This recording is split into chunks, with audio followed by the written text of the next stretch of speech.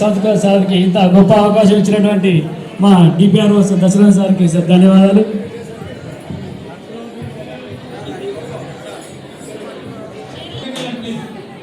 అందరు కూర్చోవాలి. ఇంత మంచి చీరల దగ్గర మస్తు పాటలు పాడుకుందాం. సైలెంట్ కూర్చోవాలి దయచేసి, ఎందుకంటే సీట్లలో కూర్చుంటాం. వెనకాలనే చైర్స్, అక్కలు అన్ని కుర్చీలు మనే.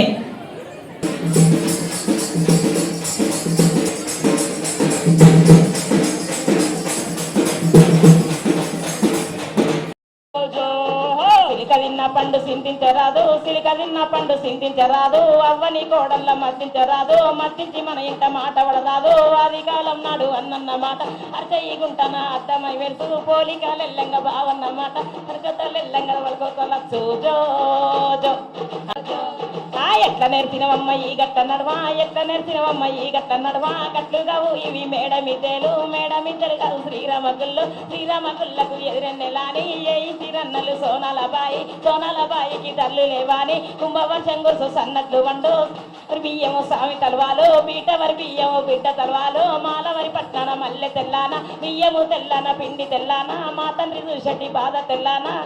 ఓ జో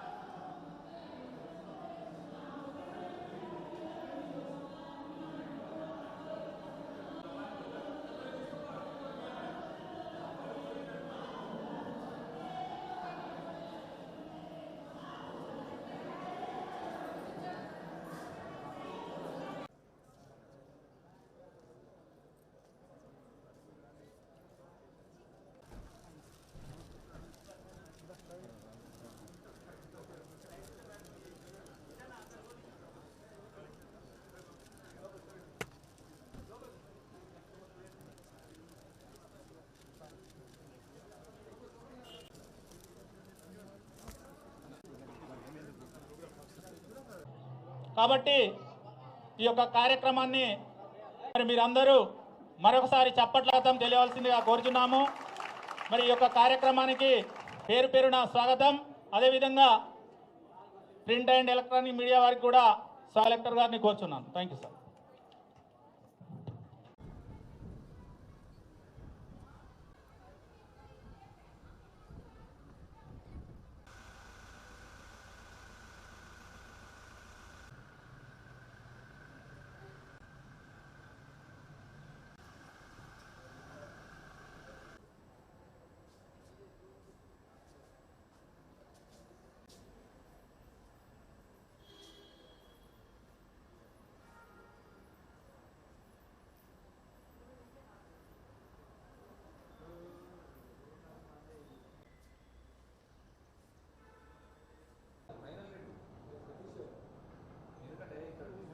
నియర్ బై అన్నది నాది కూడా నియర్ బై సర్వే ఉంటుంది కాబట్టి మేము అంత దూరంగా ఉండి చేస్తాం.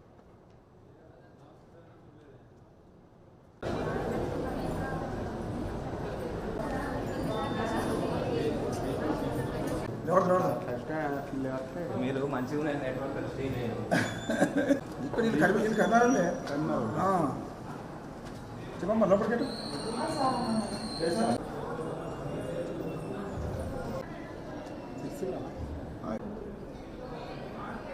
40 డిజైన్లు కొడితే ఏ డిజైన్ మంచిగా ఉందన్నది అందులో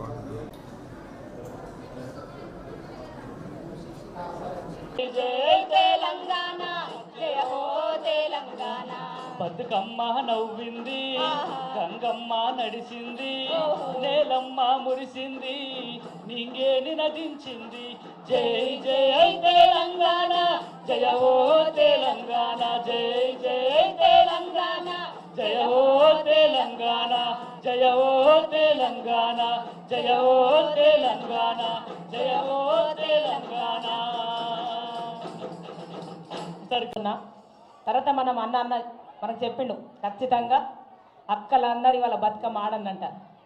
కాబట్టి ఒకటి బోనాల పాట. పట్నాన మల్లె తెల్లానా బియ్యము తెల్లానా పిండి తెల్లానా మా తండ్రి చూసేటి బాధ తెల్లానా తిరుకల్లు నడువంగా తుమ్మురేగంగా జో జో వంట జగతిలో లేదు రామప్ప వంట జగతిలో లేదు 4 మూలల నందులున్నాయి నందుల చెంపద బెయ్యబోకన్నా గంట మువ్వాలన్నీ కింద పడతాయి 7 ఏళ్ళ నాటి లెక్కలున్నాయి 3 ఏళ్ళ నాటి లెక్కలున్నాయి లెక్క తెలిపిన వాడు దక్కన్న రాజు జో జో జో జో అరే జో జో సిలిక తిన్న పండు సింతించరాదు సిలిక తిన్న పండు సింతించరాదు అవ్వని కోడల్ల మర్తించరాదు మర్తించి మన ఇంట మాట పడరాదు ఆది కాలం నాడు అన్నన్న మాట అర్చయ్యగుంటన అర్థమై వెళ్తూ పోలికలెల్లంగా బావన్న మాట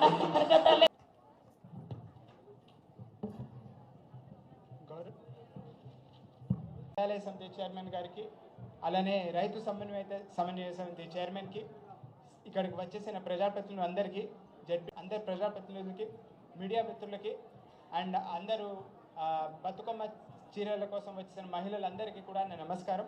అందరినీ నేను ఆహ్వానిస్తున్నాను. ఇంకా ఈ కార్యక్రమం చాలా గొప్ప కార్యక్రమం. మన సిరిసిల్ల జిల్లా నుంచే సుమారు 7 కోట్ల మీటర్లు క్లాత్ ఈ కార్యక్రమంలో సిరిసిల్ల జిల్లా నుంచి స్టేట్ వైడ్ వెళ్ళడం చాలా ఆనందకరం. ఈ కార్యక్రమాన్ని ముందు పట్టుకెళ్లాల్సిందిగా అలానే ఉద్దేశించి మాట్లాడవలసిందిగా గౌరవనీయ మంత్రి గారిని కోరడం. జిల్లా పరిషత్ అధ్యక్షురాలు సోదరి శ్రీమతి న్యాలకొండ అరుణారావు, మన జిల్లా గ్రంథాలయ సంస్థ అధ్యక్షులు సోదరి కళా చక్రపాణి గారు, గౌరవనీయులు టెక్స్ట్ అడిషనల్ కలెక్టర్ సత్యప్రసాద్ గారు,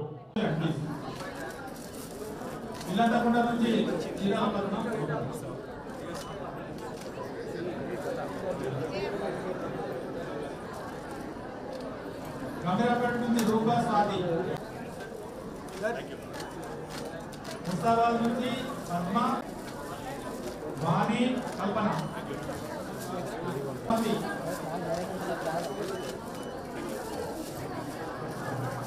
బాబాయ్ తర్వాత సులోచన వేములవాడ నుండి విజయ జల శోభరాణి లావణ్య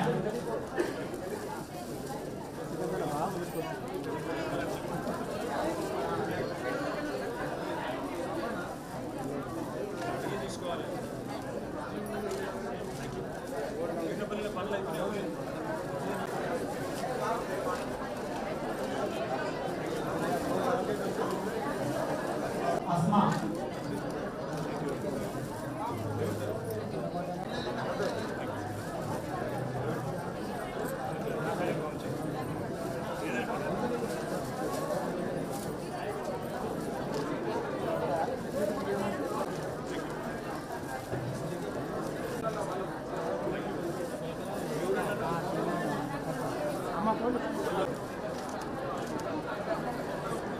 భారత గంగవ్వ రండి ప్లీజ్. వేదిక ముందున్న గౌరవనీయులైన మన ప్రజాప్రతినిధులు, మన జెడ్పీటీసీలు, ఎంపీపీలు, గౌరవనీయులైన కౌన్సిలర్లు, అదేవిధంగా ఇతర పెద్దలందరికీ పేరు పేరున, మరి పాత్రికేయ మిత్రులకి, ఈరోజు మన సిరిసిల్లలోనే మన నేతన్నలే తయారు చేసి రాష్ట్రం మొత్తానికి ఈరోజు 1 కోటి మంది ఆడబిడ్డలకు రాష్ట్ర ప్రభుత్వం 2017 నుంచి ఈరోజు వరకు ఒక బతుకమ్మ సారెగా, సర్కారు వారి సారెగా, మీకు పుట్టింటి నుంచి ఎట్లయితే అప్పుడప్పుడు సారెలు వస్తుంటాయో అదే పద్ధతుల్లో కేసీఆర్ గారి ప్రభుత్వం తరపున మీ అందరికీ ఒక చిరు కానుకగా ఇస్తున్న ఈ బతుకమ్మ చీరల పంపిణీకి విచ్చేసిన మా ఆడబిడ్డలందరికీ పేరు పేరున హృదయపూర్వకంగా స్వాగతం, సుస్వాగతం. సాధారణంగా పండుగకు పుట్టింటి వాళ్ళు చీర పెడతారు, సారె పెడతారు, మరి గుర్తు చేసుకుంటారు. సత్యమా లొలిపెట్ట కూసోజరు కూసో, ఓకే ఓకే కూసోబెట్టా, అరే ఇల్లు నువ్వు జరు కూసోబెట్టా కృష్ణాడి రైట్ కూసో సత్యమా ఇక లొలిపెట్ట.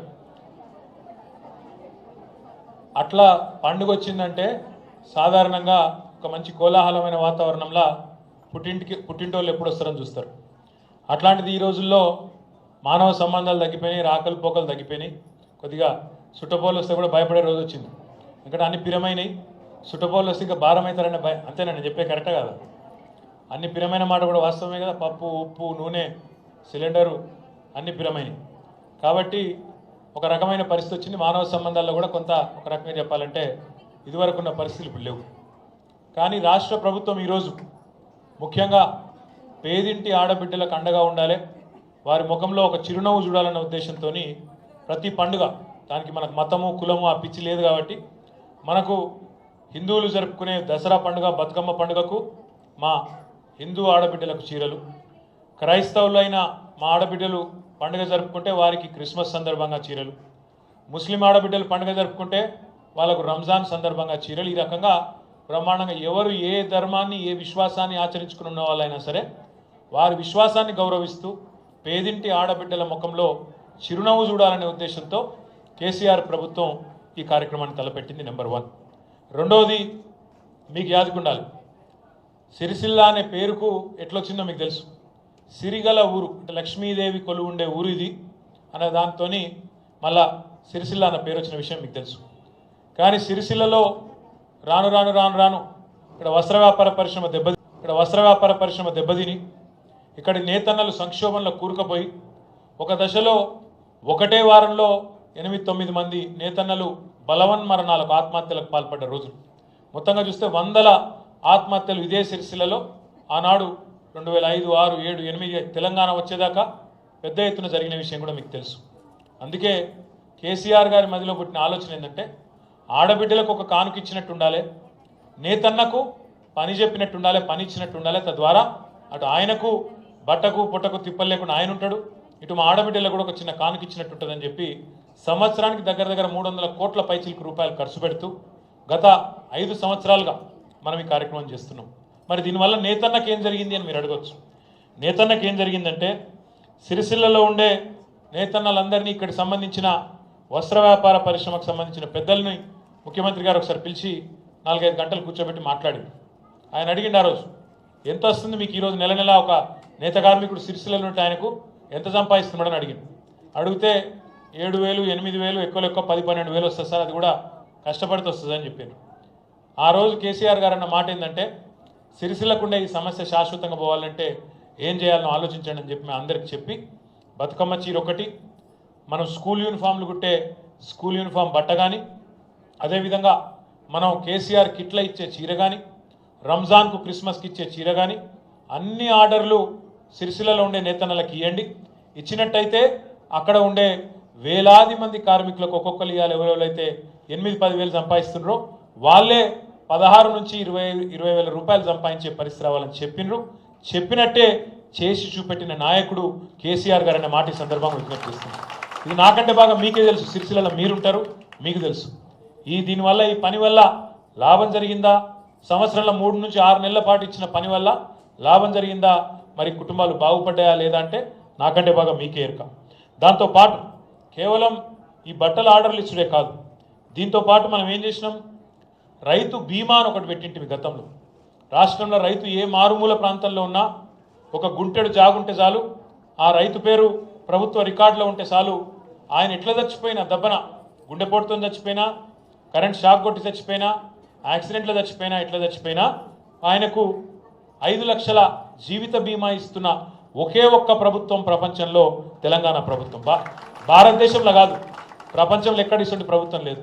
ఒక రైతు చచ్చిపోతే ఆ కుటుంబం రోడ్డు మీద పడొద్దని ఆదుకుంటున్న ప్రభుత్వం రైతన్నను తెలంగాణ ప్రభుత్వం, కేసీఆర్ ప్రభుత్వం.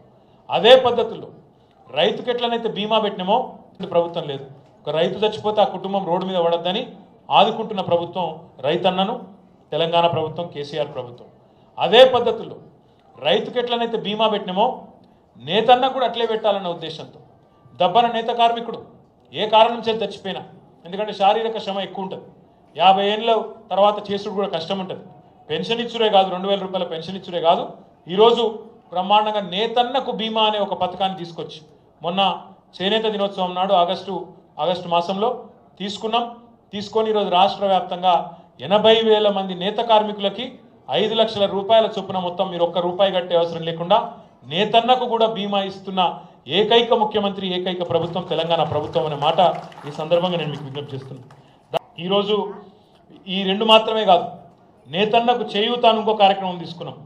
దానివల్ల ఏం చేసినామంటే మనం పొదుపును ప్రోత్సహించాలి. మీరు 1 రూపాయి కడితే ప్రభుత్వం మీ తరఫున 2 రూపాయలు కడుతున్నది, మీరు 1 రూపాయి కడితే ప్రభుత్వం 2 రూపాయలు కట్టి ఆ రకంగా కరోనా సమయంలో దాదాపు 108 కోట్ల రూపాయలని బ్రహ్మాండంగా మీకు లాభమయ్యేటట్టు ఆ డబ్బులు మీ చేతిలో కష్టకాలంలో వచ్చేటట్టు చేసింది కేసీఆర్ గారి ప్రభుత్వం. భారతదేశంలో ఎక్కడ కూడా ఈ పథకం లేదు. దాంతోపాటు మనం మరమగ్గాల కార్మికులైతే 10% నూలు రాయితీ, మరి చేనేత కార్మికులైతే 40% నూలు, రసాయనాల మీద వాటి మీద కూడా రాయితీలు ఇస్తూ దగ్గర మరి భారతదేశంలో ఎక్కడ లేని విధంగా 50% రాయితీ ఈ పథకం కింద ఇస్తున్నది తెలంగాణ ప్రభుత్వం. దాని పేరు చేనేత మిత్ర పథకం కింద ఆ కార్యక్రమం కూడా చేస్తూ ఉన్నాం. దాంతోపాటు సిరిసిల్ల టెక్స్టైల్ పార్క్ 75 ఎకరాల్లో టెక్స్టైల్ పార్కు, వారికి కూడా అక్కడ వస్త్ర వ్యాపార పరిశ్రమ యజమానులు అడిగితే వారికి కూడా కరెంట్ సబ్సిడీని ఇచ్చి, వారికి కూడా ఆర్డర్లు ఇచ్చి, బతుకమ్మ చీరల ఆర్డర్లు కూడా ఇచ్చి, అక్కడ ఉండే కార్మికులు కూడా మన వాళ్ళే కాబట్టి వారిని కూడా కడుపులో పెట్టుకొని చూసుకోవడంతో పాటు టెక్స్టైల్ పార్కులో ఉండే మరి అక్కడ ఖాళీ ప్లాట్లను కూడా వినియోగంలోకి తీసుకొచ్చి అక్కడ ఒక శిక్షణా కేంద్రం పెట్టి, సమర్థ శిక్షణా కేంద్రం అని పెట్టి అక్కడ మనం ఆడబిడ్డలకి ఆ చెల్లి తల ఊపుతున్నది, మీరు శిక్షణ తీసుకున్నారు అక్కడ, ఏం పేరు మీ పేరు? రమణ. Thank you. ఆ ఆడబిడ్డ మా చెల్లె తల ఊపుతుంది. అవును, అక్కడ శిక్షణా కేంద్రంలో నేను ట్రైనింగ్ తీసుకున్నాను. జూకి మెషిన్లు పెట్టి ట్రైనింగ్ ఇచ్చి, స్టైఫండ్ ఇచ్చి, మళ్ళీ తర్వాత మీకు ఏ బాధ లేకుండా మళ్ళీ ఇప్పుడు ఇంకొక మంచి పని చేస్తూ ఉన్నాం. అపారెల్ పార్కు సిద్ధమవుతున్న దానిలో ఆల్రెడీ 2 యూనిట్లు నిర్మాణంలో ఉన్నాయి. అపారెల్ పార్క్ మొత్తం సైజు చూసినట్టయితే 60 ఎకరాలు. ఈ 60 ఎకరాల్లో నా లక్ష్యం ఒకటే, మీరందరూ ఆశీర్వదించి మీరందరూ మమ్మల్ని కూర్చోబెడితే మరి మీ రుణం తీర్చుకోవాలన్న ఉద్దేశంతో ఈ అపారెల్ పార్కులో ఎవరెవరైతే మా సిరిసిల్లలో బీడీలు చుట్టే ఆడబిడ్డలు ఉన్నారో వాళ్ళందరూ కూడా చాలామంది బీడీలు చుడతారు, చాలామంది ఇంట్లో టైలరింగ్ పని చేస్తారు, చాలామంది మిషన్ కుడతారు. మీకు కనీసం నెలకు ఒక 10-12 వేల రూపాయలు, మీ ఇంట్లో ఉండే మీ ఆయన నెలకు ఒక 16-20 వేల రూపాయలు సంపాదిస్తే మీరు కూడా 10-12 వేల రూపాయలు సంపాదించాలి. దాంతోపాటు మీకు వచ్చే పెన్షన్ ఒక 2,000 రావాలి. మొత్తం కలిపి కుటుంబానికి ఒక 30 వేల రూపాయలకు తగ్గకుండా మరి రావాలి అనే ఉద్దేశంతో అపారెల్ పార్కును కూడా సిద్ధం చేస్తున్నాం. 2 యూనిట్లు తయారవుతున్నాయి. ఇంకా కొన్ని పరిశ్రమలతో కూడా మాట్లాడుతున్నాం. మొత్తంగా అపారెల్ పార్కులో 8 నుంచి 10,000 మంది ఆడబిడ్డలకు ఉపాధి కల్పించే బాధ్యత నాది. తప్పకుండా సిరిసిల్లలో ఆ పని కూడా చేసి మీ రుణం తీర్చుకుంటా అని చెప్పి కూడా నేను మీకు విజ్ఞప్తి చేస్తా ఉన్నాను. దీంతోపాటు పక్కనే పెద్దూరులో 88 ఎకరాల్లో వీవింగ్ పార్క్ తయారవుతున్నది. ఆ వీవింగ్ పార్క్ యొక్క ఉద్దేశం ఏంది? సిరిసిల్లలో పైన ఉండే సేటు ఉంటాడు, మధ్యలో ఆసామి ఉంటాడు, కింద కార్మికుడు ఉంటాడు. మరి ఎప్పటికీ సేటుగానే ఉండి ఆసామిగానే ఉండి కార్మికుడిగానే ఉంటే ఇక మరి మనం అనుకున్న లక్ష్యం చేరుకోలేం. ఇవాళ తమిళనాడులోని ఒక ఊరు తిరుపూర్ అనే ఒక ఊరు, ఒక్క పట్టణం, ఆ ఒక్క పట్టణం నుంచే తమిళనాడులోని ఒక్క పట్టణం, మన సిరిసిల్ల ఉంటే ఊరే మనకంటే కొద్దిగా కొద్దిగా పెద్దగా ఉంటుంది, కరీంనగర్ అంత ఉంటుంది అనుకో. ఆ ఒక్క ఊళ్ళోకి వెళ్ళి అక్కడ కూడా మొత్తం పద్మశాలీలు, అక్కడ కూడా మొత్తం ఈ వృత్తి మీద ఆధారపడ్డ నేతన్నలే ఉన్నారు. ఆ ఒక్క ఊళ్ళోకి వెళ్ళే 40,000 కోట్ల విలువ చేసే ఉత్పత్తులు, బట్టలు ఆడికెళ్ళి ఇవాళ ప్రపంచవ్యాప్తంగా పంపుతున్నారు వాళ్ళు. మరి మన సిరిసిల్లకి వెళ్ళి మనం ఎంత పంపుతున్నాం ఎరికేనా? సంవత్సరానికి ఎవరికైనా తెలుసా? ఇడ మా స్టేట్లో కూడా తెలియదా? నిజంగా తెలియదా? ఇప్పుడే అనిల్ కనబడ్డాడు, మంచి శ్రీనివాస్ ఉన్నాడు, తెలుసావా మీ ఇద్దరికి? పార్కు 150 బయట మంచి సీను కూర్చో, ఇక నేను చెప్తా.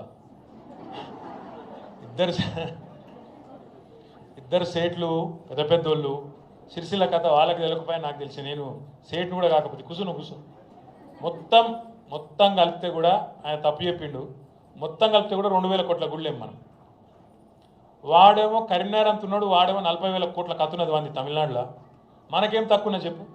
నేను మీ మంత్రిని ఉన్నా, మీకు ప్రభుత్వం ఉన్నది, మీ ఎమ్మెల్యేని నేను ఎందుకు దానిలాడుతున్నా? నాకేమొస్తుంది ఇలా? నాకేమొస్తుంది అంటే మీరు బాగుంటే నేను బాగుంటాను, మీరు బాగుండి మీరు సంతోషంగా ఉంటే మళ్ళీ గెలిపిస్తారు, మళ్ళీ మాది నడుస్తుంటుంది మా ప్రభుత్వం. అంతకంటే వేరే ఎజెండా ఏం లేదు నాకు. సిరిసిల్లలో నేను చేసే లంగ పనులు లేవు, దొంగ పనులు లేవు. మీ ఆశీర్వాదం ఉంటే బ్రహ్మాండంగా నేను మంచిగా ఉంటే మా నియోజకవర్గాన్ని మంచిగా కాపాడుకుంటా, మీకు ఇంకెన్ని మంచి పనులు చేయాలని ఆరాటం తప్ప వేరేదేం లేదు.